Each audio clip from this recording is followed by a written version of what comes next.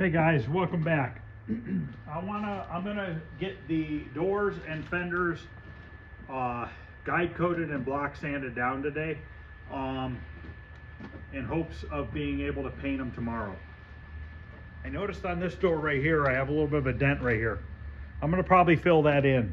That dent is hidden behind the trim. There's a trim piece that goes over that. I'll probably just use a little bit of icing and fill that in. And I'm gonna put a coat of epoxy primer on these panels before I put the color and the clear on them. So if there's a little bit of body filler here, it'll get covered with the epoxy primer and it'll seal it up. Not too worried about it because once again it's going to be hidden behind the trim piece, but probably better be safe than sorry and just fill that in just in case for some reason when the trim goes on, if there's a little dip or something, you won't see it. So what I want to do first is I'm going to put some guide coat on. I like using the powder guide coat. A lot of people use a spray. You can use either or, it doesn't matter. They both do the same thing. In my opinion, why I like the powder is it coats the whole entire surface. If you use a spray can, sometimes it'll splatter and miss certain areas, and I think you end up using more of it. Now, a good trick that I learned years ago, and it was kind of a fluke thing, we use chalk lines at work. And for some reason, we needed a black chalk line. So I went to Home Depot and I bought a chalk line and a big thing of black chalk, and it was like $3 or $4. It's the same as this. So you can go to Home Depot, if you want to buy one of these kits, you can refill it with black chalk from Home Depot. And it's way cheaper than buying this powder guide coat, and it does the same thing. So keep that in mind. If you guys do use the powder, just go to Home Depot or Lowe's and grab that chalk line chalk. You can use blue too, it doesn't really matter. I mean, black obviously, you could see it better on the gray primer. I'm in my back building right now because it keeps raining outside, so hopefully there's enough light back here to see.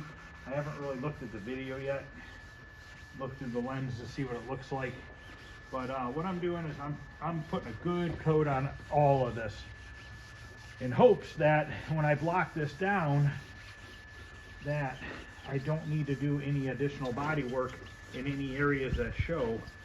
Obviously I got that one little ding, which that I'm not worried about, but if I end up with a flaw that is bad enough, I'm gonna have to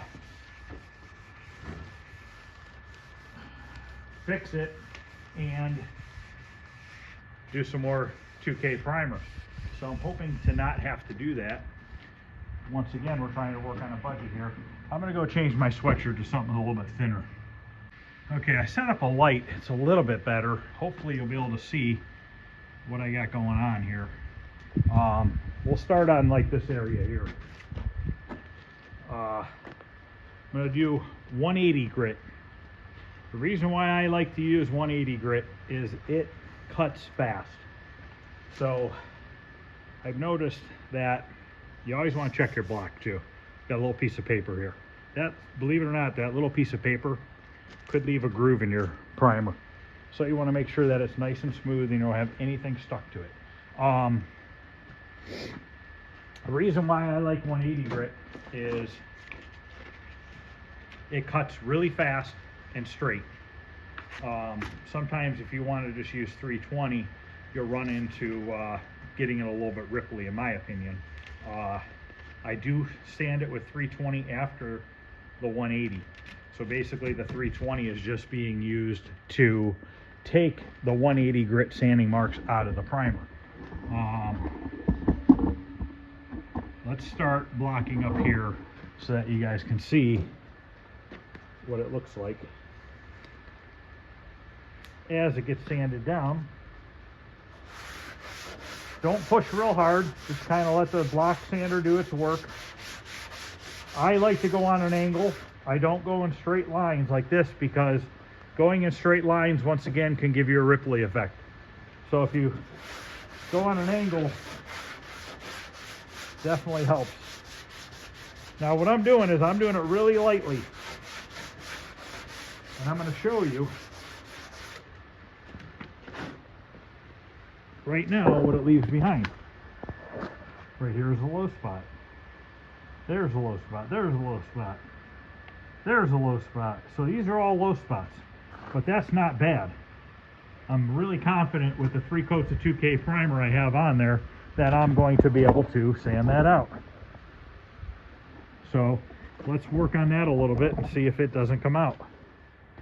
So not only do I go this way, but I go this way.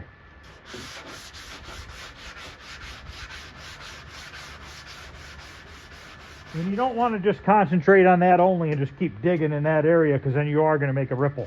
So just kind of go back and forth down the panel.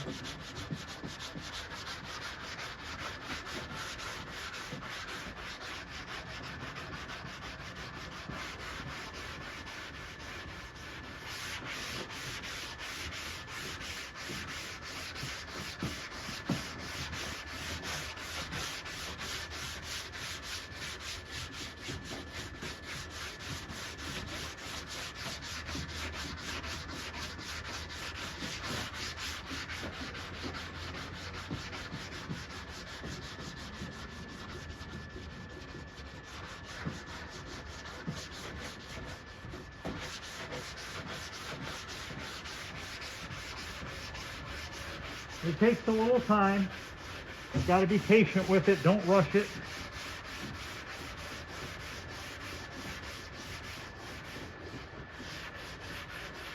I try to keep 2 hands on the block.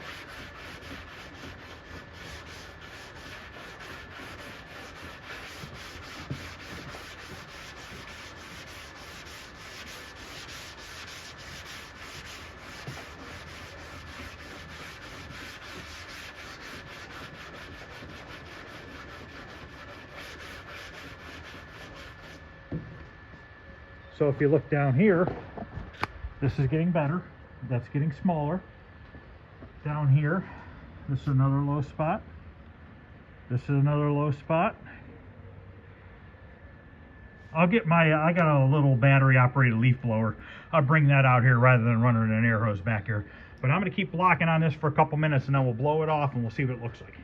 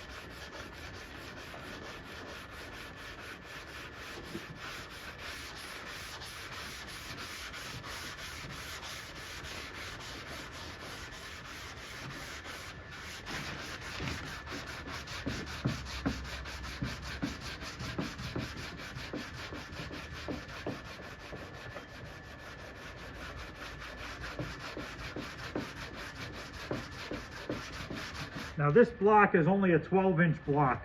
I have a 16-inch block as well.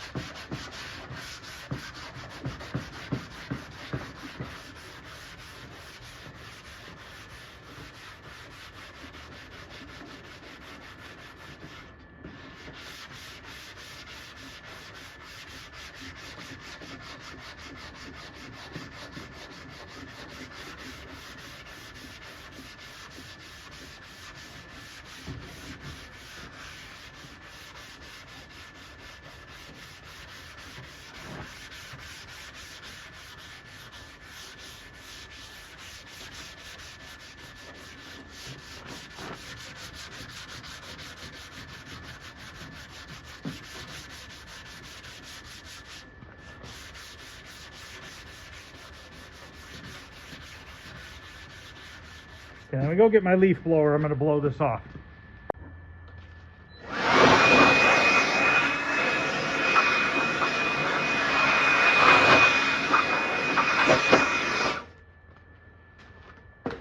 Okay, let's look at it. Look at how small that's getting. That's almost gone. We're starting to see a little bit of blue paint there, but that's okay. My finger's wet. We should have enough material to get that out. We're getting thin to metal here, which is fine. I don't mind that around the door handles. Don't want a ton of build around there. We got a little bit of a low spot here around the molding. Once again, there's a molding that's going to go over it. I will sand this a little better because I don't think that molding's super wide there. We do have a little weird spot going on here on the body edge. And then over here we broke through just at the edge of the metal, which I'm fine with, once again, because you don't want to have a ton of material on your edges. And we have just a little bit of imperfection right there. Other than that, this is looking pretty good. Little tiny bit right here. But I mean, overall, this is almost done with the 180 block sanding. So I'm going to go ahead and hit this for another minute or two, come back and show you what I come up with. Before I turn the camera off for a couple minutes, let's try to get this out. That's a weird one on a body line, and I think you will see that one. So hopefully we get that out. Might have to do a tiny bit of icing on that one, but depending. Sometimes if we have to do a tiny bit of icing, sometimes the epoxy primer will seal it and you won't see it. Sometimes you do need to put filler primer, because sometimes the epoxy primer, it'll shrink around the filler and it might look a little funny. So I'm just using one hand right here, just lightly pushing at an angle.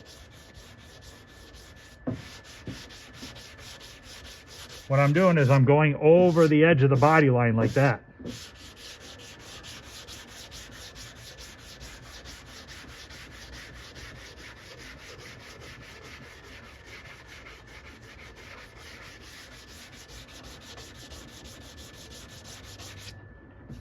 Okay, we're getting there. I'm going to bring this body line up to that body line. Try not to roll this one over the edge too much.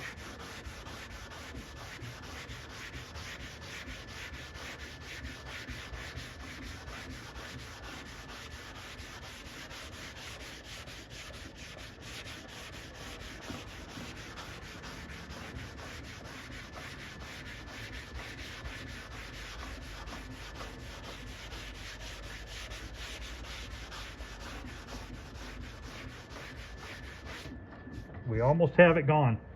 Tiny bit showing, but we're not through to bare metal. If we hit bare metal here, we might as well stop, because once you hit bare metal, it's all messed up at that point.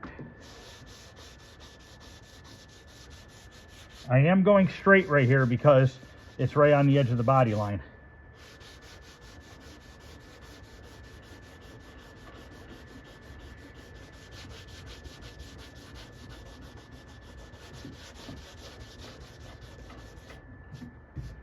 We just got that out of there. It's just gone, and we just hit bare metal right there. So if we had to sand any more than that, we would have had to have done some filler right here. But let me take you in here. Tiny little bit, which I'll get that with some 320. Feels good. But we got it out. We got lucky, we got it out. So this is the next one I gotta finish getting out. So let me sand on this door for a couple minutes. We'll come back and we'll take a good look at it. Okay, I'll blow this off in a minute. Now we have this curve right here. So I'm gonna use my round block in this curve here. I'm gonna do the same thing. We're gonna kind of go on an angle.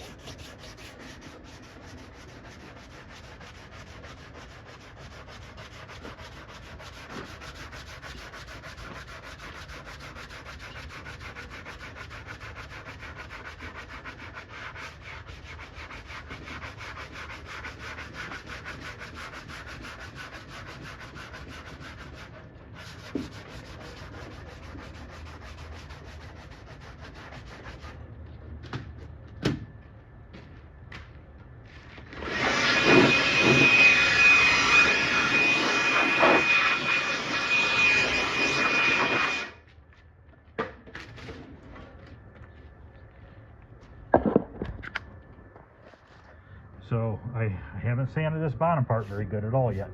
So you can see we have lows all through here, but they're nothing major. You know, that's a tiny little ding, which isn't even really a ding, can barely feel it. This one feels a little bit more drastic.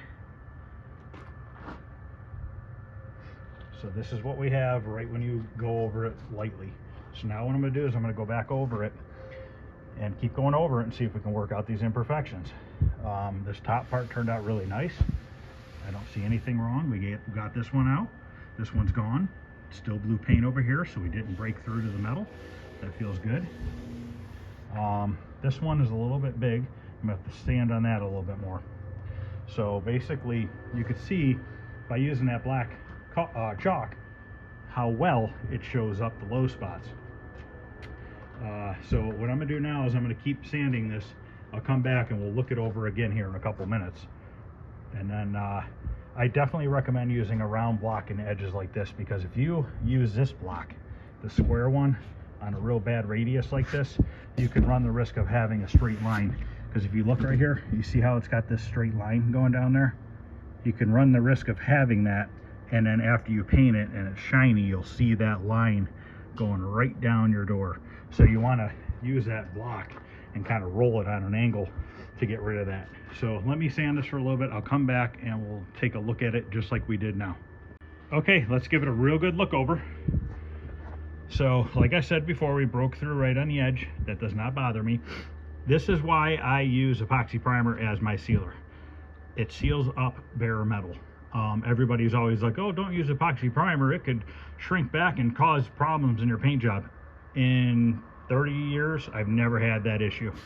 So I don't know. I got a little tiny nick there I got to sand out, which that'll come out. That'll definitely come out because it feels like the primer's a little heavy right there. Couple tiny little ones there, which 320 is going to get that out. So all this looks beautiful. Once again, that's gone. That feels like a nice edge there now. I have to sand in here. This will get sanded by hand. Nothing crazy. Sand around here a little bit. Try to reduce the thickness of the primer and paint around the lock hole. By doing that, you run less risk of chipping this when you go to put the lock cylinder in the door. Another thing you could do too is take a file and just file, but only file downwards.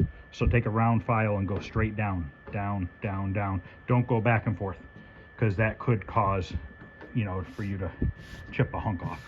But this all looks good around here. I'm very happy with that. There was definitely some filler work done here at one point. There was a low spot here. I did not hit bare metal. If you look here, we have blue paint, primer, blue paint. That's the original epoxy, or original red oxide primer, and then there's a little bit of blue paint over top of it. So we did not go through. Feels good. Coming along the bottom here, this all looks good. We just broke through to the gray primer that is not bare metal. We got little tiny imperfection there, very minute. These tiny little things like this, 320 is going to get them out. Plus, I'm going to put 3 coats of clear on it. If I decide to wet sand it, wet sanding will definitely take that out. It's so minor. All over here looks really good. So you can tell there's not a super ton of build on this car, because it only got primered once with 3 coats. Down here all looks good. This is a little bit of a high spot. You can't really feel it, but it's obviously it's a little bit of a high spot because it's showing bare metal. If this were a really expensive paint job, I would lightly tap that down with my body hammer, very lightly. I would do a little bit of icing, and then and also this whole door would be getting another 3 coats of 2K primer, and it would get blocked again with 180. So basically I would stop after this 180 coat, and I would fix this, and then we obviously knew about that, and I would fix that, and then I would put 3 more coats of primer on it. I would let it sit for another couple weeks, and or bake it with heat to dry it, and then I would start the process over again. I'd hit it with 180 grit, then 320. Now when I 320 this, I'm just going to use probably a 6-inch block or an 8-inch block. I'm not going to go with the big 12-inch, maybe on the big surfaces, but the other areas I'll just use a smaller one. So let's continue along the bottom here. All this looks really good. This was a little bit of filler that I had done. There was a little bit of a ripple there. That feels good. And all this is fine too. None of that broke through. None of that broke through all the way. Right there. That's a little bit of bare metal right there where my thumb is. Now, also by using the epoxy primer, you're sealing up these old lacquer. I guarantee that's lacquer red oxide primer. And then you have the first paint job, which is lacquer. And who knows if the second paint job's lacquer. I know it's at least single stage. It's probably acrylic enamel. But by putting epoxy primer over all this, you're sealing it in. Sometimes what will happen is with the new urethane paints, with the reducer in the paints, but this paint from eBay is only a 2-to-1 mix. So it's 2-part paint, 1-part reducer. A lot of paint is a 1-to-1 mix, so it has a lot more reducer in it. And I've noticed over the years that when you start laying paint on this that is heavily reduced, 1-to-1 mix, you run the risk of lifting this. So what basically will happen is that reducer will eat into that lacquer and start lifting it. By putting that epoxy primer down, it's kind of putting a sealer over top of it. And your epoxy primer, I just put it on nice and thin. I don't go crazy with it. I don't do a heavy coat, just enough to cover everything. I used a round block up here. Got a little bit to do there. Missed a little spot there. And obviously around here, I'm going to get that a little bit better because you can see the outline of the old ring of where the mirror gasket was. So I want to sand that down a little bit more because when the new mirror goes on there, if the ring is a little bit smaller or something, you don't want to see that under your paint job. That'll look like crap. And then I got a little bit more to do there. But overall, this door looks really straight. And proof is in the video here because we put chalk on it, black chalk, and we don't see any major divots or dents in the door. And this door was sanded down with a DA sander.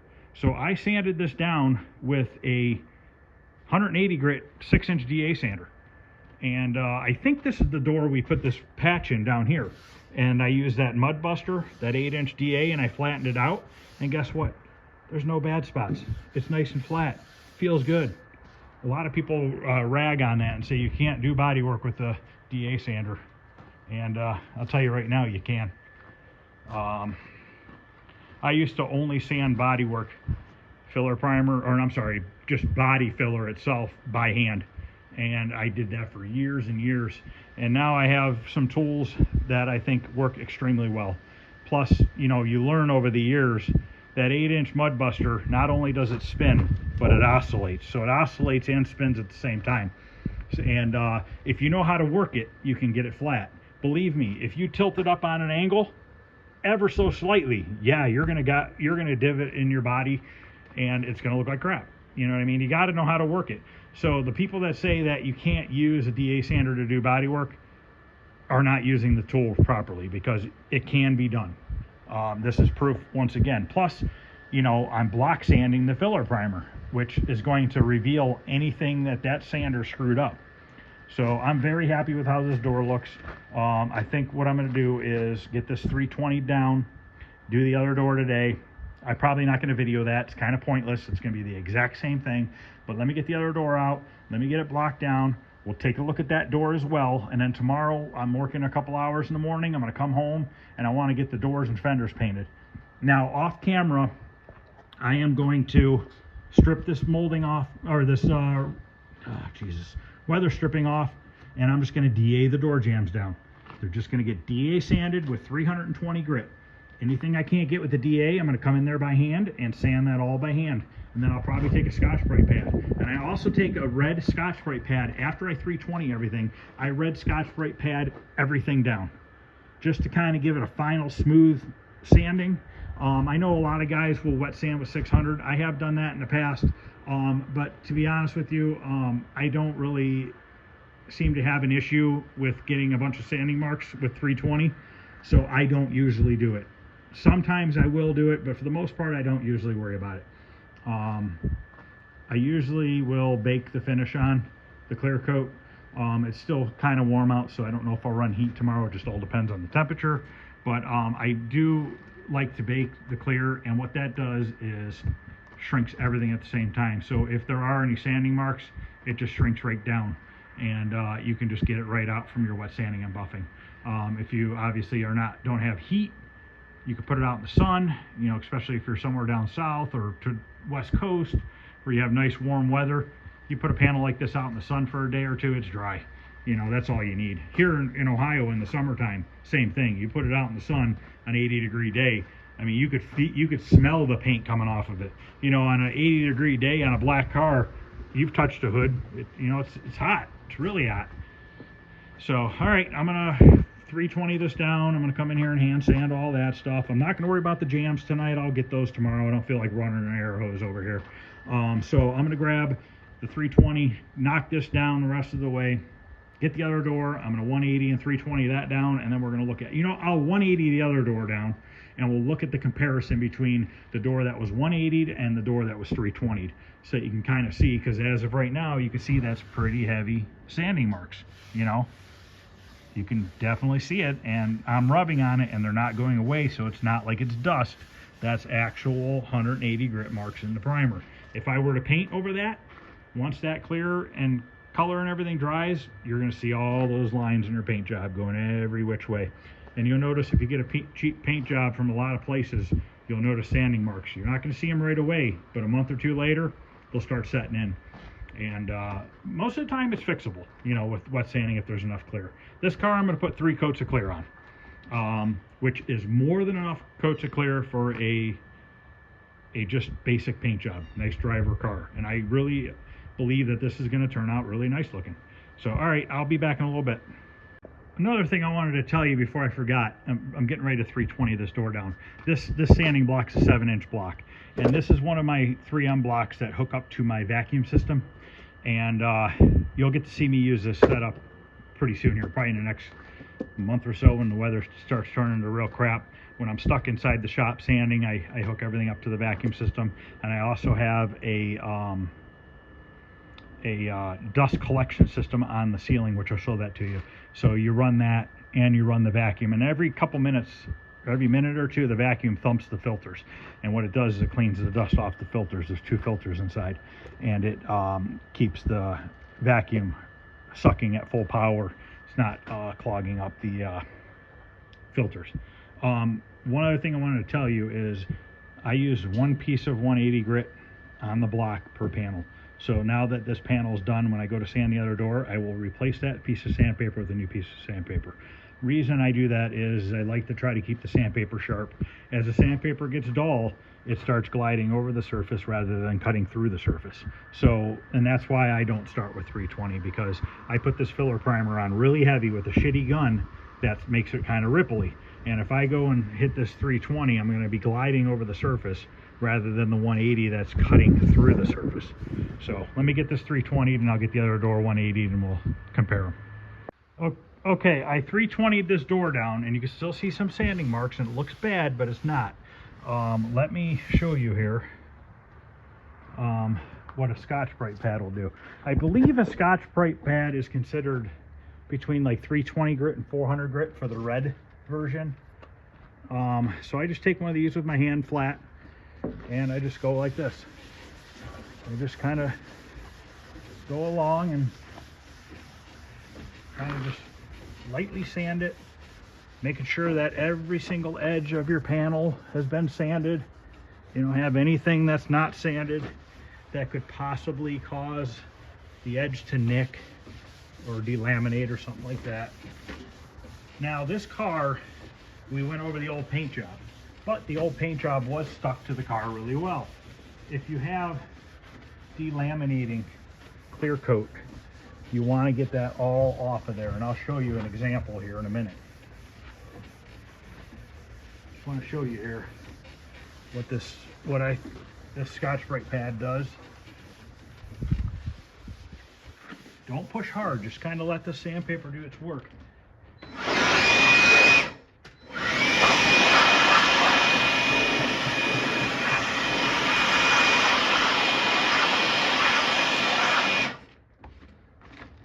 And you can see it takes those 320 marks out. So that looks pretty good. It's hard to see in the video, but it looks good. You can see the difference between that and that. At least I can. Like I said, it's kind of hard to see. So if you have a paint job that somebody wants you to paint over and it's delaminating, you got to get the clear off. look at this van that I got for free. See, when I was peeling the sticker off of here, see how it peeled the clear off? GM's famous for that. So this all needs to get stripped off. This whole quarter panel should get stripped down to at least the base coat. You know, there's some dings and dents that need fixed. That's a shitty one right in the body line there. But you got to get that out of there. You can't leave that. If you just feather this out, it's going to bite you in the ass when that starts peeling in the future. And it takes your paint job with it. So that's something to keep in mind if somebody wants you to paint something for them and they have delaminating clear coat like that. So I'm going to go ahead and finish scotch-brite in this one. Like I said, I'm going to get that other door out. Oh, when I 320'd this, you could see how more of the blue paint showed up, came out, which is fine.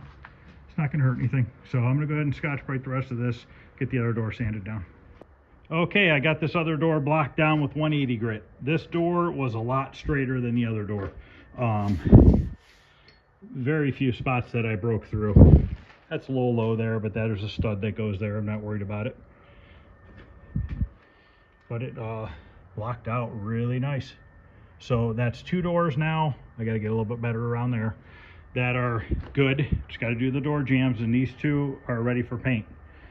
If you look up closely, I don't know if you can see, it's hard to see in here with crappy lighting, the difference in the sanding marks from the 180 to the 320. You can sort of see it. So it is pretty drastic difference between the 2. So all right, I think I'm going to end this video here.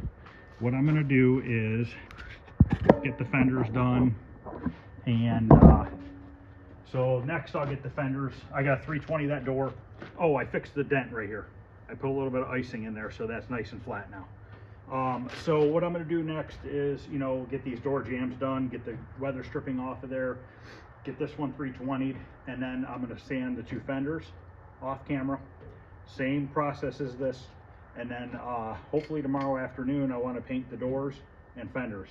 And the more I was thinking about it, I'm probably going to have to use some heat tomorrow because this metal is extremely cold right now.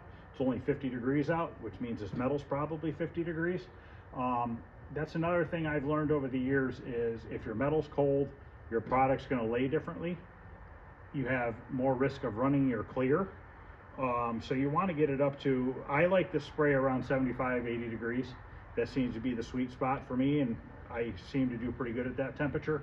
So that's usually where I'll spray at.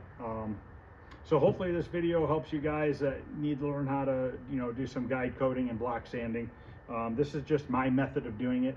There are other methods of doing it as well, I'm sure. But I've always done this and had pretty good luck with it. Both these panels, as you can see, all the guide coat is gone. So there's no guide coat on there. If you guys are a little worried about sanding marks from 180 to 320, after you get done with your 180 grit, put some more guide coat on there and sand with 320 until all the sanding marks are gone, because you'll see that that guide coat's going to stick in those 180 marks, you know, and at that point, once it's all gone again, you know that you've eliminated all your 180 grit sanding marks. That's just another thing you could do, you know, if you're really worried about that. But other than that, that's going to end this video. Not a super long video, just showing you how I guide coat and block sand. And hopefully tomorrow night I'll be painting these parts. And fenders and doors, I'm not going to go killing myself and do the hood and trunk lid. I'll do those on the next batch. Sometimes it's better to not be rushed. You know what I mean? Just take your time on a couple panels at a time, and it usually turns out better. If anybody's interested, I'm going to be starting some videos on my basement remodel. Tonight actually. I did a bunch of gutting. I ripped down some walls. I got a couple more walls to rip down. I took down most of the drop ceiling.